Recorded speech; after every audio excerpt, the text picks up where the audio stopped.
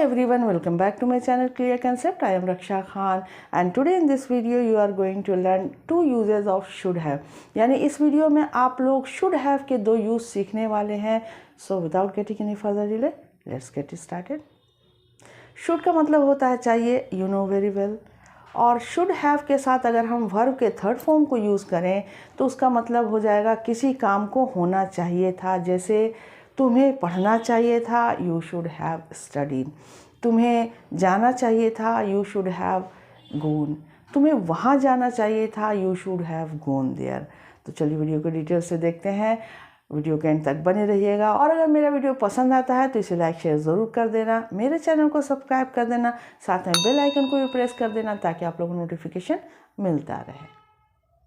Should have के साथ verb के थर्ड फॉर्म का यूज़ आप सिर्फ ग्रामेटिकल पॉइंट ऑफ व्यू से नहीं सीखेंगे बल्कि इसका यूज़ डेली लाइफ कन्वर्सेशन में भी बहुत ज़्यादा होता है. मैं आपको एग्जांपल देकर बता देती हूँ. जैसे मान लीजिए कि आपका कोई फ्रेंड हॉस्पिटल में एडमिट है, आप उसे देखने नहीं जा पाए तो आपकी मम्मी ने आपसे कहा कि तुम्हें उसे देखने जाना चाहिए था. Your friend is admitted in the hospital, you should have to go there to see him. और एक एग्ज़ाम्पल ले लीजिए. मान लीजिए आपने एग्ज़ाम दिया और आपके मार्क्स अच्छे नहीं आए तो आप ये सोचते ज़रूर हैं या आप कह सकते हैं आई शुड हैव वर्क हार्ड, मुझे और मेहनत करना चाहिए था. तो यहाँ भी बहुत सारे एग्जांपल्स हैं. ये सारे के सारे डेली लाइफ कन्वर्सेशन में यूज़ किए जा सकते हैं. जैसे उसे ईमेल आया लेकिन उसने अब तक जवाब नहीं दिया तो उसे अब तक जवाब दे देना चाहिए था. उसे अब तक ईमेल का जवाब दे देना चाहिए था. You should have replied to email by now. You should have replied, should have verb का third form to the email by now. By now का मतलब हुआ अब तक. अब तक तुम्हें जवाब, इसे, उसे, ही का मतलब उसे, अब तक उसे जवाब दे देना चाहिए. देखिए गलतियां सबसे होती हैं लेकिन अब तुमको उसे माफ़ कर देना चाहिए था. एवरीवन मेक्स मिस्टेक, यानी गलतियां सबसे होती हैं या आप ऐसे कह सकते हैं कि गलतियां सभी करते हैं. You should have forgiven him, तुम्हें उसे माफ़ कर देना चाहिए था. यू शुड हैव, ये वर्ब का थर्ड फॉर्म, यानी तुम्हें उसे माफ़ कर देना चाहिए था. नेक्स्ट है you should have honestly told your husband, यानी कि कोई भी बात अगर होती है तो तुम्हें अपने हस्बैंड को सब कुछ बता देना चाहिए था.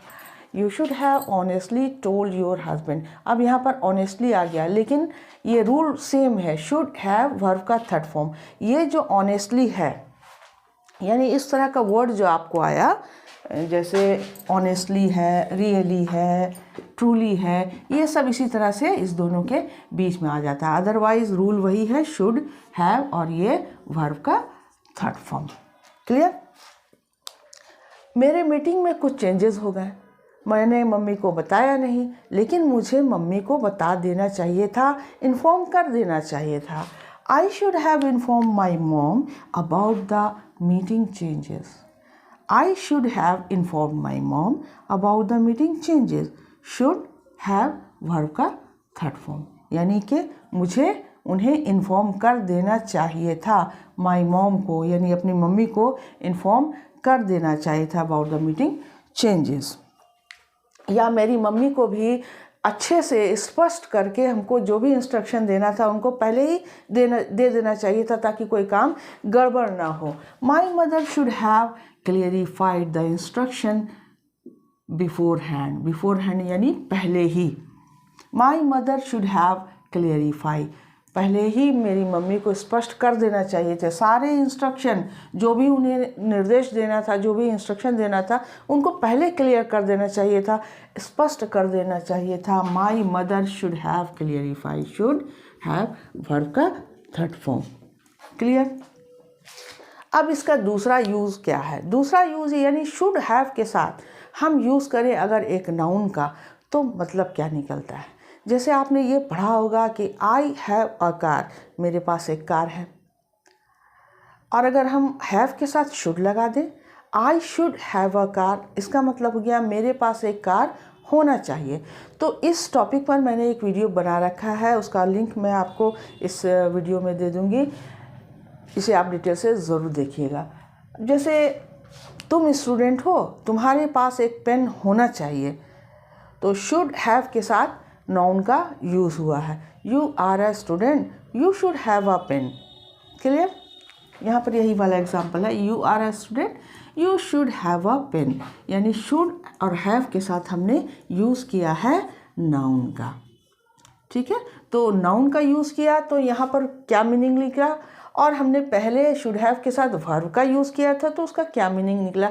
आप डिटेल्स इस वीडियो को ध्यान से देखिएगा तो दोनों चीज़ आपको क्लियर हो जाएंगे। जैसे किचन में बहुत सारी चीज़ें होती हैं और कुछ होनी चाहिए, जैसे किचन में विंडो होनी चाहिए, अ kitchen should have a window, या किचन में आग बुझाने वाले कोई गैजेट होने चाहिए, अ kitchen should have a fire extinguisher for safety. यानी सेफ्टी के लिए, सुरक्षा के लिए किचन में फायर एक्सटिंग्विशर यानी कि आग बुझाने वाले यंत्र या गैजेट होने चाहिए। क्लियर? देखिए, घरों में फर्स्ट एड होता है, होना चाहिए, तो कार में भी फर्स्ट एड किट ज़रूर होना चाहिए। फर्स्ट एड किट क्या होता है?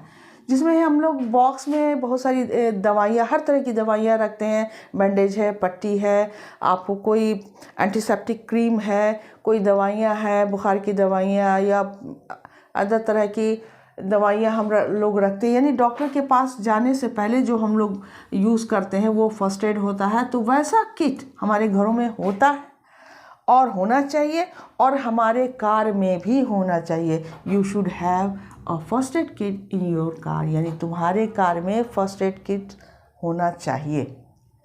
नेक्स्ट है, मेरे पास YouTube में पढ़ाने के लिए, YouTube पर पढ़ाने के लिए मेरे पास एक डिजिटल बोर्ड होना चाहिए। मेरे पास है नहीं है, लेकिन डिजिटल बोर्ड एक मेरे पास होना चाहिए। आई should have a digital board. तो ये अ डिजिटल बोर्ड जो है वो क्या है? ये नाउन है, एक थिंग का नाम है, चीज़ का नाम है ना। तो I should have a digital board to teach the student on YouTube. यानी यूट्यूब पर पढ़ाने के लिए मेरे पास एक डिजिटल बोर्ड होना चाहिए। तो यानी यहाँ पर कहने का मतलब ये है कि हमने शुड हैव के साथ नाउन का यूज़ किया। यहाँ पर भी should have a first aid kit, ये एक थिंग का नाम है, एक किट का नाम है, तो ये नाउन है। यहाँ पर भी है अ kitchen should have a fire extinguisher, तो ये जो है एक गैजेट है, ये गैजेट का नाम है, यानी कि ये नाउन है। तो यानी शुड हैव और नाउन का यूज़ अगर किया तो हमारा क्या मीनिंग निकल कर आता है। तो this is the end of the video. मिलते हैं नेक्स्ट वीडियो में, तब तक के लिए गुड बाय, गुड लक।